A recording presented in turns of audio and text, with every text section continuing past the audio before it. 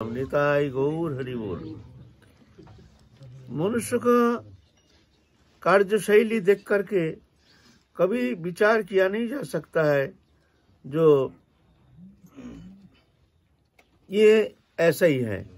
हम लोग विचार करते हैं ये आदमी खराब है, ये आदमी अच्छा है, ऐसे ऐसे अब हम लोग उनके बाहरी कार्य देख करके उनको विचार कर लेते हैं, विचार करके माप तोल कर लेते हैं, माप तोल करके उनके ऊपर हम एक धारणा कर लेते हैं। वास्तव में ऐसा नहीं है।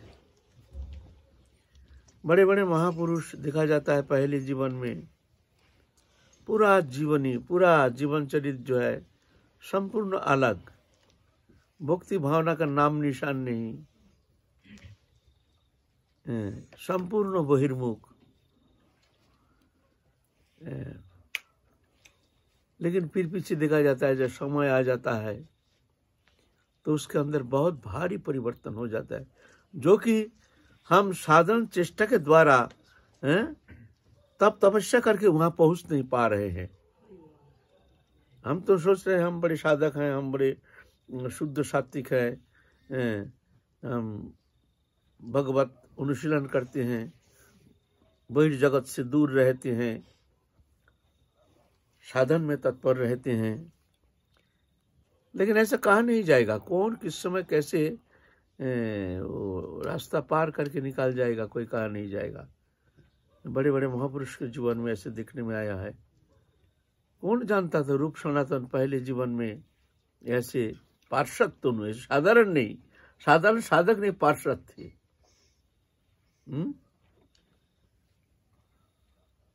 पहले संपूर्ण बहिर्मुख। सनातन गोस्वामी हुसैन शाह के प्रधानमंत्री थे, उनके साथ लड़ाई करने जाते थे। एक बार तो अपने हाथ से बहुत सारे सैन्य हत्या किया है ये उत्कल लड़ाई में, हुसैन शाह के साथ जा करके स्वयं बहुत हजारों को मार दिए हैं सनातन गोस्वामी। सम्राट अशोक बड़ा खतरनाक राजा था, निर्दय था, दया नामक कोई वस्तु नामक पदार्थ उनके अंदर था नहीं। उनके एक बदनाम था पहले, उनको कहते हैं चंडाशोक। सम्राट अशोक तो कहते थे चंडाशोक, माने चंडाल जैसे राग, बड़ा भयंकर खतरनाक क्रोधी। तो एक बार कलिंग युद्ध में, उत्कल युद्ध में गए थे, वहां हजारों सैनिकों को मार दिया। उसके बाद कैसे परिवर्तन आ गया,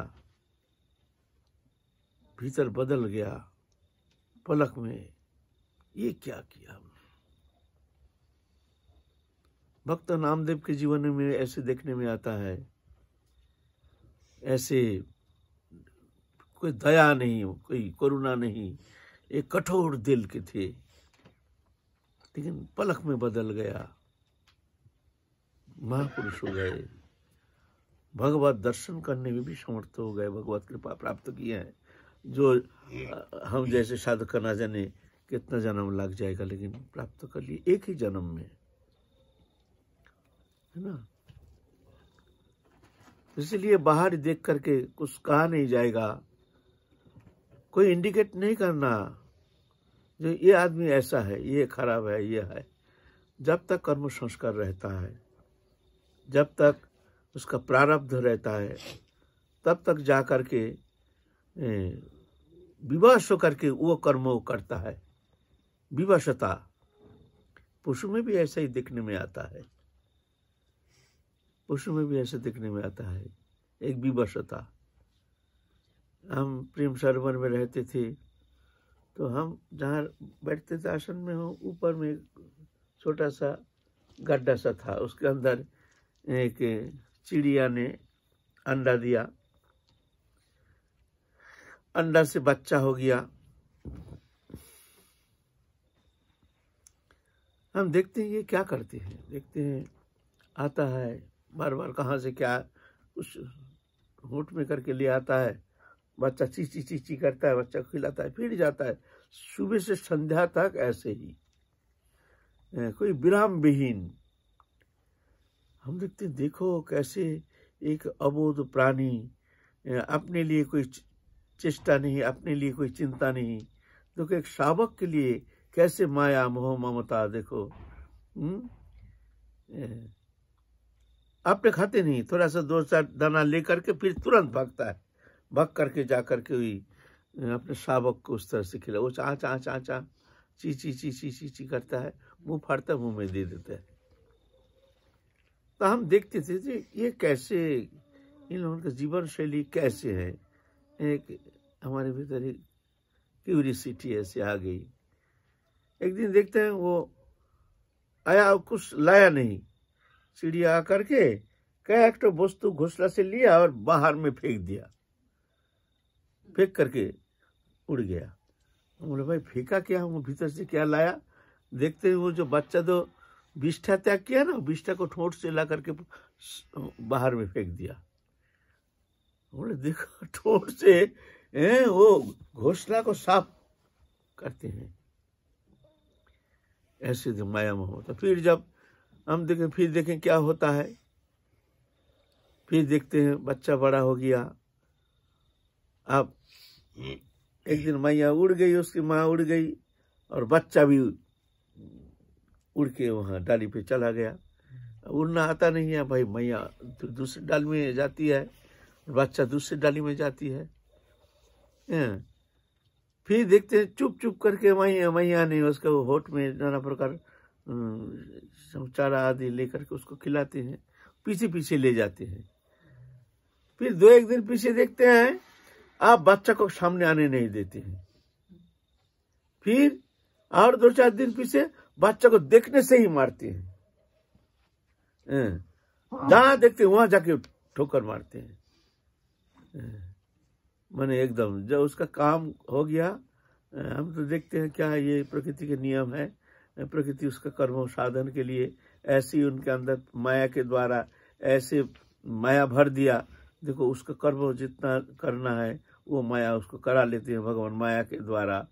फिर वो बड़ा हो गया, अब जाओ, अब तुम अपना काम करो। फिर माया नहीं, फिर जानते भी नहीं है जो वो बच्चा हमारा है। कैसे है, ऐसे हैं। ईश्वर सर्वभूतानि हृदय अर्जुन तिष्ठते भ्रमया सर्वभूतानि जंतुर माया। जंतुर पुतला जैसे भगवान नाचा रहे हैं। इसीलिए ऐसा कोई मंतव्य नहीं करना चाहिए, भावना नहीं रखनी चाहिए जी ये आदमी खराब है, ये आदमी अच्छा है, ये आदमी ऐसा है तैसा है। ये प्रकृति के नियम से सब जीव सृष्टि प्रवाह जो धारा जो है ये चल रहा है। भगवान एकमात्र करता है। इस तरह से जीव जगत को पालन कर रहे हैं। किसका कब कौन समय आएगा, समय आने पर वो बदल जाता है। बस उसका एक निर्दिष्ट जो उसके लिए प्रारब्ध कर्म जो रचना किए हैं भगवान ने, वो प्रारब्ध कर्म विवश करो करता है। वो जानता नहीं है हमको क्या करना चाहिए क्या नहीं करना चाहिए। एक विवशता करके उसको इस तरह से कर्मों के प्रेरक हो करके कर्म करने में मजबूर कर देते हैं। प्रकृति क्रियमानानि गुण कर्मणि सर्वस्व अहंकार विमरात्मा करता हम एक मन्यते। करता हम ऐसे मानते हैं। एक महापुरुष का जीवन चरित है, राधा रमन चरणदास देव। एक महापुरुष भारत में आए, पश्चिम बंगाल में। नाम बहुत सब कोई नाम श्रवण किए हैं। राधा रमन चरणदास देव बड़े बाबा नाम से प्रसिद्ध थे। गौड़ीय वैष्णव समाज में उनकी बहुत प्रसिद्धि है। वो भी ऐसे ही पहले जीवन में ऐसे ही देखने में या उनके जीवन चरित कोई भक्ति भावना ऐसा कुछ है नहीं, था नहीं। जन्म लिए हैं बंगाल में जशोर जिला में नारायण सब डिवीजन में। पिता का नाम था मोहन चंद्र घोष और राधा रमन चरण देव उनका नाम था रायचरण घोष। पिता 2 बार शादी रचना किए हैं। द्वितीय पक्ष की जो पत्नी है कनक सुंदरी उनके गर्भ से ये जन्म लिए हैं रायचंद। पहले जीवन में बहुत ही बचपन में बहुत ही मेधावी थे, पढ़ाई लिखाई में बहुत आगे हैं, अच्छा संस्कार, शुभ संस्कार, मंगलमय संस्कार, लेकिन न उतना हरिभजन न उतना प्रवृत्ति नहीं। 17 साल उम्र में माता पिता ने शादी रचना कर दिए हैं।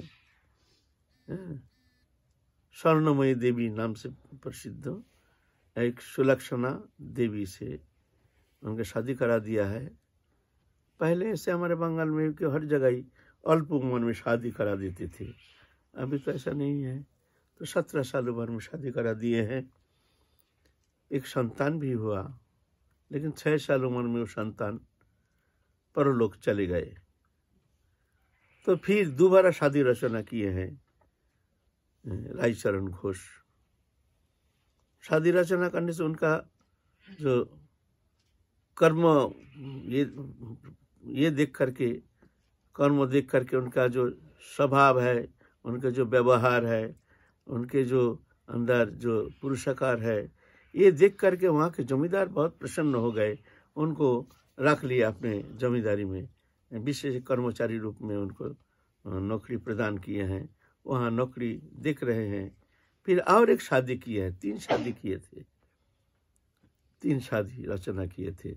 पहले ऐसे होता था, एकाधिक शादी रचना करते थे। अभी तो ऐसे खूब कम दिखने में आता है, पहले ऐसा था, एकाधिक शादी करने का प्रथा दिखने में आता था। फिर जब शादी किए हैं, शादी करने का बाद वहाँ के कर्म दक्षता देख करके वहाँ के जमींदार उनको और ऊंची पोस्ट में उनको सुपरिंटेंडेंट पद में नियुक्त कर दिया। नियुक्त जब कर दिया तो जमींदारी के समस्त कार्य निर्वाह करते थे, देखते थे। जमींदार भी बहुत प्रसन्न थे उनके ऊपर। बड़ी भजन नहीं बस, लेकिन थोड़ा सा पूर्व संस्कार बस भजन करने का थोड़ा इच्छा तो मन में जागृति होती है, ठीक है। ऐसे नहीं एकदम पूर्ण बहिर्मुख नहीं, ऐसे नहीं, थोड़ा सा हमारे भी जब पूर्वाश्रम में हम थे, जब नौकरी करते थे, कोई प्रकार भगवती भावना हमारे अंदर थी नहीं, किंचित मात्र हमारे अंदर भगवती भावना थी नहीं। लेकिन एक समय एक दिन में परिवर्तन आ गया हमारे भीतर। एक दिन में हम जिस घर में किराए में रहते थे उस समय माता पिता थे नहीं, चले गए।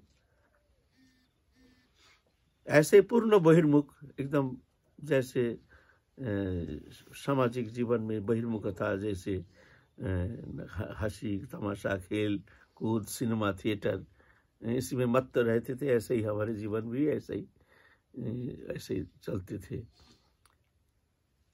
तो एक दिन एक मैया, वो तंत्र शादी का थी, वृद्धा मैया ने एक तो रामकृष्ण कथामृत एक तो ग्रंथ ला करके हमको दिया। बोलता है बेटा तुम इसको पढ़ो। तो हमने रातों रात में वो ग्रंथ पढ़ा। पढ़ करके हमारा एकदम बिल्कुल परिवर्तन आ गया भीतर में, जैसे हमको कोई धक्का मार के विवेक करा दिया, विवेक की जागृति करा दिया। जी ये मार्ग जो तू चल रहा है ये मार्ग नहीं, ये है सही मार्ग, ये मार्ग में चलना चाहिए। ये मार्ग में चल करके ही तुम सही भगवत सानिध्य प्राप्त कर सकते हो। अपना मानव जीवन जो है पूर्ण सार्थकता इसी मार्ग में है। तब हम सोच लिए हैं कि अब हमको ये जीवन जो है इसका परिवर्तन लाना जरूरी है परिवर्तन। तो परिवर्तन लाने के लिए क्या करना पड़ेगा ना, हमको अनुशासित जीवन हमको लीड करना पड़ेगा, क्योंकि हमारा जो स्वभाव व्यवहार ये संपूर्ण बहिर्मुखता, ये स्वभाव तो हमको चलने नहीं देगा, क्योंकि हमारा संस्कार हमको ना जाने कब खींच करके भी ले जाएगा संसार की तरफ। तो इसलिए हमारे भीतर परिवर्तन लाने के लिए चाहिए अनुशासित जीवन, शोधन करने के लिए अपने चरित्र व्यवहार स्वभाव को। तो इस तरह से तो ये क्या है, ये जब समय होता है तभी जाकर के ऐसे होता है। ये कहा नहीं जाएगा कब किसके अंदर कैसे परिवर्तन संभव है। तो रायचरण घोष महाशय के उनके भीतर में भी ऐसे ही परिवर्तन दिखने वाला नहीं, लेकिन तो भक्ति भाव रहने के लिए जशोर जिला के एक ब्राह्मण सज्जन उनसे एक मंत्र ले लिया। वो भी कह दिया बेटा ये भजन करो, ये नाम करो, इसमें तुम्हारा कल्याण हो जाएगा। तो ले तो लिया, बस ले ही लिया। कभी कभी थोड़ा सा जब तब करते हैं, थोड़ा सा नहीं करते हैं। तो एक बार क्या हुआ, वो जो जमींदार था ना, जो मतलब प्रजा विद्रोह हो गया। प्रजा ने बहुत, जमींदार माने राजा, छोटा राजा, यहाँ जमींदार माने किसान। और बंगाल में जो जमींदार शब्द है ये किसान नहीं, ये राजा, छोटा राजा। ज्यादा उनके महाराजा जो होते हैं बहुत उनके जमीन होता है, एक राज शासन करते हैं, ऐसे नहीं, क्षुद्र राजा। तो जमींदार प्रजा दमन करने के लिए रायचरण को भेज दिया। वो भी दक्षता भी थी, उनमें पारदर्शिता थी। तो उन्हें बहुत सारे लोग जन ले करके प्रजा दमन करने के लिए चल दिया। जा करके प्रजा लोग भी बहुत विद्रोही हो गए। कोई कारणवश जमींदार के साथ कुछ ऐसा हो गया, जमींदार के आचरण में प्रजा उनका असंतुष्ट थी, तो प्रजा ने विद्रोह किया। तो रायचरण घोष जा करके गोली बजाया, बहुत लोग को हाथ पांव तोड़ दिया। ऐसे सब अपने सब साथी सब कर्मचारी लेकर के गए वहाँ जा करके, और जबरदस्त प्रजाओं के जो धान, बंगाल में धान होता था ज्यादा, धान काट के ले आया। तो सभी तो दुष्ट नहीं, तो उसके अंदर सज्जन भी होते हैं, ऐसे भी होते हैं, गरीब भी होते हैं। तो बहुत गरीब आकर के रायचरण घोष के पास आकर के बहुत रोए, बहुत रोए। जो आप तो काट के ले जा रहे हैं धान, तो हम लोग खाएंगे क्या, हम लोग तो भूखे मरेंगे।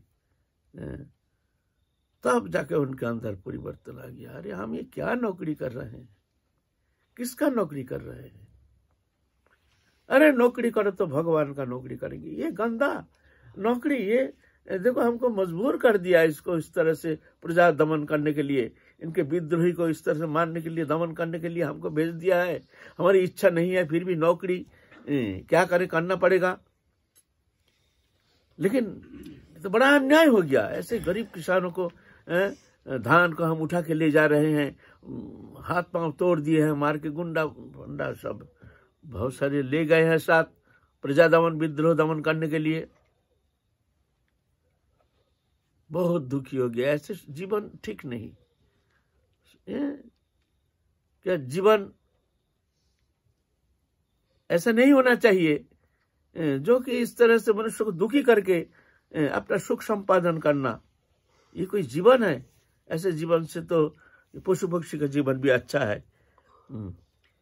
तो क्या करें ना, ये छोड़ दो, घर संसार छोड़ करके चले जाओ यहाँ से, यहाँ रहना नहीं है। अब हम संसार में रहेंगे ही नहीं। माने उनके मन में इतना चोट लग गया, जे हम रहेंगे ही नहीं, हम सब छोड़ छाड़ के चले जाएंगे। ऐसे नौकरी की हमारे यहाँ कोई जरूरत नहीं है। उनका मन में विरक्ति आ गई, संसार के प्रति अनासक्ति आ गई। तो क्या किया है, कहाँ जाएं? बोगुड़ा नामक जिला है, वहाँ जिला में एक भवानी मंदिर थी। उस मंदिर में जा करके अवस्थान कर रहे हैं। क्या करें तो करें क्या, जाए तो जाएं कहाँ? तो सुने हैं पुरस्चरण करने से बहुत जल्दी सिद्धि प्राप्ति होती है। तो वहां जाके देवी मंत्र में पुरस्चरण करना शुरू कर दिए हैं। पुरस्चरण में ऐसा होता है, संकल्प करके पुरस्चरण, उसके विधि विधान होता है, विधि पूर्वक करना पड़ता है। बहुत सारे विधान गुरु मुख से श्रवण करके फिर जा करके पुरस्चरण अनुष्ठान करना चाहिए। ऐसे नहीं होता है। तो वो जानते थे, तो देवी पुरस्चरण किए हैं। कुछ दिन पुरस्चरण करने के बाद साक्षात देवी मैया प्रकट हो गए हैं। तो बेटा देख तू तो प्रश्न कर रहा है, लेकिन तेरे को यहाँ से जाना है, तेरे को गुरुकरण करना है। तू जहाँ से दीक्षा लिया है वहाँ से होगा नहीं, तेरी मुक्ति होना संभव नहीं है।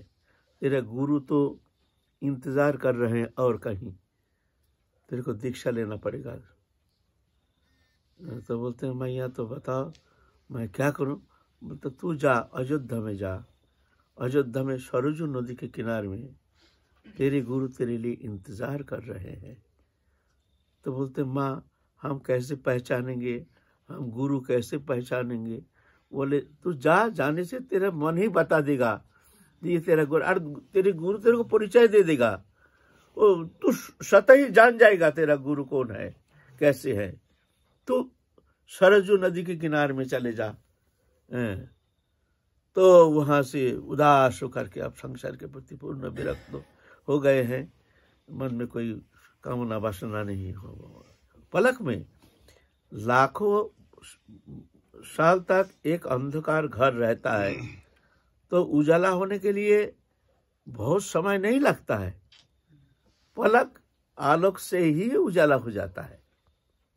जब 1,00,000 बरस तक ये अंधकार था, अब ये उजाला होने में भाई समय लगेगा। 1,00,000 बरस तक अंधकार में था ये घर के अंदर, ऐसा नहीं। ऐसा ही हमारे जो हृदय है ये तो है माया में ऐसे लिप्त होने का कारण, अनादिकाल से हम माया चक्र में घूम रहे हैं। लेकिन ये घर में आलो प्रज्वलित होना पलक में हो सकता है। कोई महत पुरुष की कृपा हो जाए तो पलक में उसके भीतर ज्ञान रूप प्रदीप प्रज्वलित हो सकता है। इसके लिए समय का इंतजार नहीं है। समय तो सिर्फ कृपा सापेक्ष। ऐसे महत पुरुष के सान्निध्य प्राप्त होने का अगर भगवत कृपा से ऐसे मौका मिल गया तो महत पुरुष की कृपा से और इतना मलिनता चित्त वृत्ति हमारे अनादिकाल के मोह तंद्रा भ्रम रुख रस आदि अनंत सब अवगुण से दूषित है हमारे अंतःकरण, पलक में एकदम ज्ञान रूप प्रदीप प्रज्वलित होकर निर्मल स्वच्छ सुंदर हो सकता है। ऐसा नहीं, ये कहा नहीं जाएगा ये बहुत पापी है तापी है। हम तो पहले ही कहे हैं, ऐसे बहुत सारी घटना है, बहुत सारी जीवन चरित्र देखने में आया है। जो देखते हैं हम पापी तापी नहीं, पलक में एकदम ऐसे परिवर्तन आ गया जो चिंता के अगम हो। अरे ये व्यक्ति काल ऐसे था, आज ऐसे कैसे इसके अंदर ऐसे परिवर्तन हो गया, ये कहा नहीं जाएगा। क्योंकि है तो भगवत सत्ता ना। भगवत सत्ता होने के कारण फिर भी माया मोहित अनंत काल माया चक्र में भ्रमित होकर के उनको सत्संग मिला नहीं, साधु संग मिला नहीं, महत कृपा मिली नहीं, जिस कारण अंधकार में घूम रहा है, शांति के अनुसंधान में अनादिकाल से संसार चक्र में घूम रहा है। दोष उसका है नहीं, उसको सत्संग मिला नहीं, उसको महत कृपा हुई नहीं, है ना। तो ये कहा नहीं जाएगा जो ये पापी है, इसका तो कितना जन्म लग जाएगा, इसका तो भजन होना असंभव, ऐसे नहीं। पलक में ही प्रदीप प्रज्वलित हो सकता है, क्यों है तो भगवान सत्ता ना। कोई महत पुरुष कृपा करके उसके भीतर ज्ञान रूप प्रदीप को प्रज्वलित कर देते हैं तो बस उजाला ही उजाला हो सकता है। थोड़ा सा रोशनी आ जाए फिर आनंद आनंद, है ना। तो उनके भीतर तो परिवर्तन तो आ गया।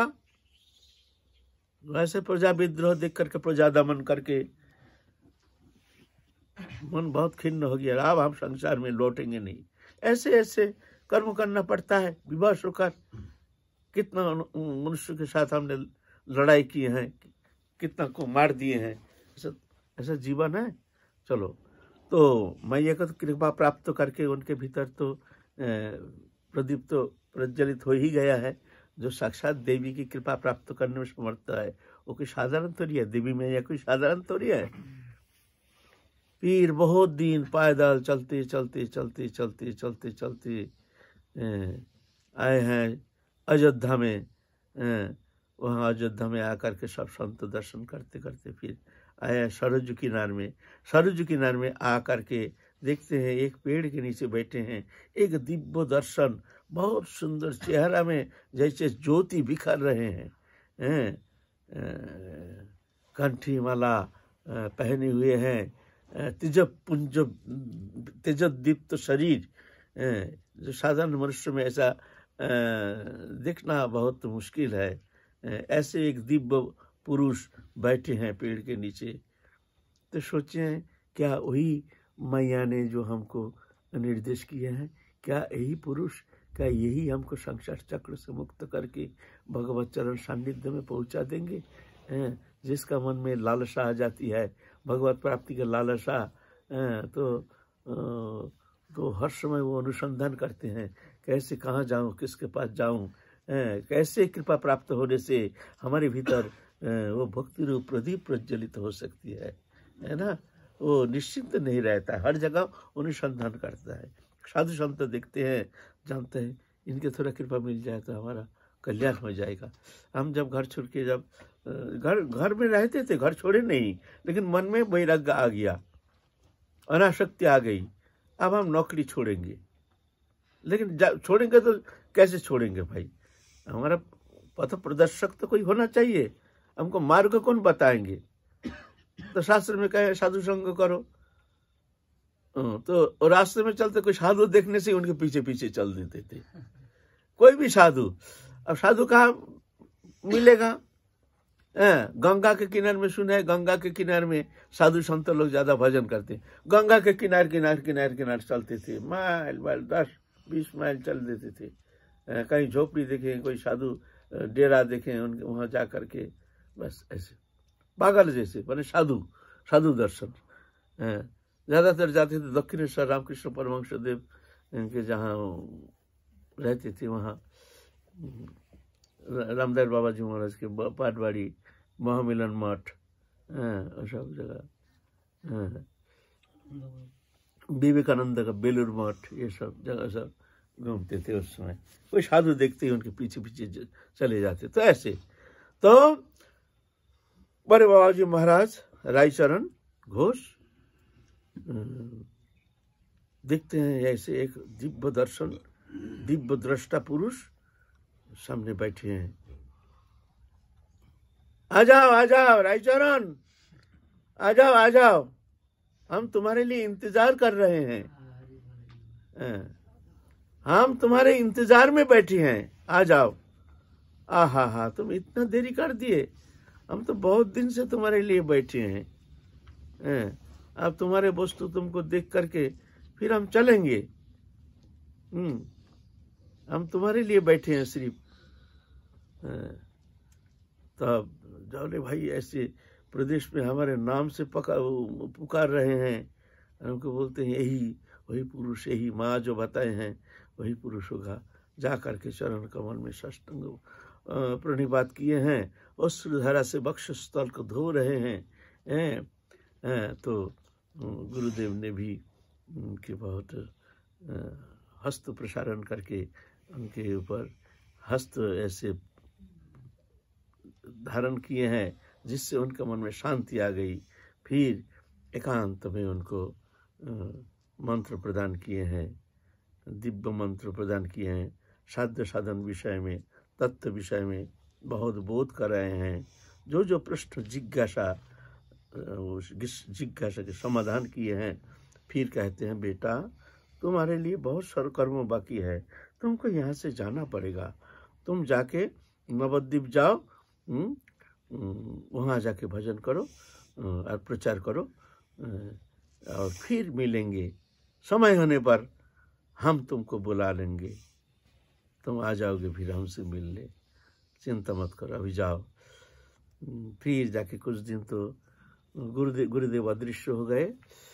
कुछ दिन बैठे बैठे तो रोए बहुत, गुरुदेव चले गए हैं। लेकिन साधन प्राप्त करके अपने हृदय रूप अंधकार जो दरवाजा तो खुल गया, वहाँ तो रोशनी दिव्य रोशनी प्राप्त करके मानव जीवन धन्य कर लिए हैं। समस्त तत्व वस्तु संबंध में उनके पूर्ण ज्ञान हो गया है। ये तो दृष्टा पुरुष ना, ये तो एक तो है साधन सिद्ध, एक है नित्य सिद्ध, एक है पार्षद कोटि, एक है अंश अवतार, एक है कला अवतार, एक है आवेश अवतार, एक है अंश अवतार, एक है पूर्ण अवतार। इतना सारे होते हैं। साधन सिद्ध जीव हैं जो साधन करके भगवत प्राप्ति करते हैं। है नित्य सिद्ध, सिद्ध होके ही आए हैं, लेकिन फिर भी भगवान एक लीला विनोद के लिए उनको आवरित करके, उनके ज्ञान चैतन्य सत्ता को आवरित करके, उनको जैसे बहिर्मुख है इस तरह से उनको लिप्त करके कर्म संपादन कराते हैं। समय आने पर फिर दरवाजा खोल देते हैं, तो देखते हैं अरे हम तो ये स्वप्न देख रहे थे। जैसे स्वप्न देखते हैं, भयभीत होते हैं स्वप्न में, अचानक स्वप्न टूट जाने से अरे बाबा ये भयंकर स्वप्न, ये तो स्वप्न मिथ्या है, झूठा है। अरे बाबा ऐसे स्वप्न देख रहे थे। ऐसे ही हम लोग स्वप्न देख रहे हैं। जिस दिन महत कृपा ऐसे होगी ना, उस दिन स्वप्न टूट जाएगा। फिर जाके देखेंगे अरे अरे ये तो खतरनाक अंधकार दिख रहे थे इतना दिन, ये तो मिथ्या स्वप्न है, ये तो वास्तव सत्यता है नहीं। हम तो इससे अलग हैं, स्वप्न जगत से तो हम अलग हैं, स्वप्न तो कल्पना है। ऐसे फिर जाके वो निश्चिंत हो जाता है, निर्भय हो जाता है, आनंदमय हो जाता है ऐसे। लेकिन जब तक वो निधि टूटती नहीं, तब तक जाकर के स्वप्न प्रदेश में जो अवस्था है उसको तुमको भोगना पड़ेगा। सुख दुख हर्ष विषाद जो भी होता है स्वप्न में मिथ्या है, झूठा है। झूठा होने से क्या होता है, तुमको भोगना पड़ेगा। भय देख रहे हैं, भय भी तो हो रहे हैं स्वप्न में, गां गां गां गां कर रहे हैं, भय देखकर भूत आया है। किसी ने जगा दिया, अरे अरे अरे क्या कर रहे तुम, गो गो क्यों कर रहे हैं? अरे अरे ये स्वप्न है, कुछ नहीं, एक कल्पना मात्र। संसार भी ऐसे ही है। संसार सपन मान विषय विपत्ति जान नरतन भजन मूल। संसार सपन मान, स्वप्नवत संसार है। विषय विपत्ति जान, विषय को विपत्ति जानना, विषय में आसक्ति।